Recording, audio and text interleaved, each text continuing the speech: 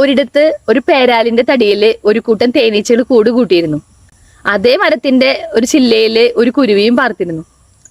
ഈ കുരുവിക്ക് ഈ തേനീച്ചകളുടെ ജീവിതം കാണുമ്പോൾ വളരെ അത്ഭുതമായിട്ട് തോന്നാറുണ്ട്. വളരെ കൗതുകപൂർവ്വമാണ് ആളെ ജീവിതം നോക്കിക്കൊണ്ടിരുന്നത്. ഈ തേനീച്ചകള് വളരെയധികം ചുറ്റി സഞ്ചരിച്ച് വന്ന് തേൻ ശേഖരിച്ചു കൊണ്ടുവന്ന് അവര് തേൻ സംഭരിച്ചു വെക്കുക ചെയ്യുന്നത്. പക്ഷെ മനുഷ്യരാണെങ്കിലോ അത് വന്ന് മോഷ്ടിച്ചു കൊണ്ടുപോകുന്നു. മനുഷ്യർ മോഷ്ടിച്ചു കൊണ്ടുപോയാലും തേനീച്ചകൾ ഇത് തന്നെ വീണ്ടും വീണ്ടും ആവർത്തിച്ചുകൊണ്ടിരിക്കുക. ഒരു ദിവസം കുരുവി തേനീച്ചകളോട് ചോദിച്ചു, നിങ്ങൾ എന്തിനാ ഇങ്ങനെ തേൻ സംഭരിച്ചു വെക്കുന്നത്? നിങ്ങൾ സംഭരിച്ചു വെച്ചാലും മനുഷ്യർ വന്ന് അത് മോഷ്ടിച്ചു കൊണ്ടുവല്ലേ, നിങ്ങൾക്ക് ഇതിൽ നിരാശ തോന്നണില്ലേന്ന്. അപ്പൊ തേനീച്ചകൾ പറഞ്ഞു, ഞങ്ങള് തേൻ സംഭരിച്ചു വെക്കുന്നത് മനുഷ്യർ മോഷ്ടിച്ചു കൊണ്ടുപോകുന്നുള്ളത് സത്യമാണ്.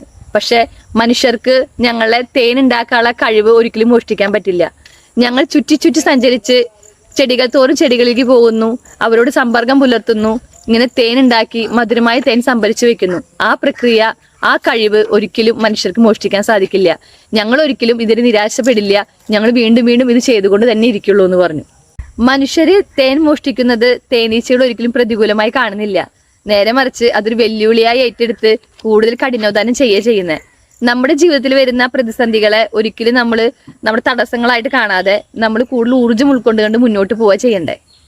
തേനീച്ചകൾ തേനേക്കാൾ പ്രാധാന്യം നൽകുന്നത് അവർക്ക് തേൻ ഉണ്ടാക്കാനുള്ള കഴിവിലാണ്.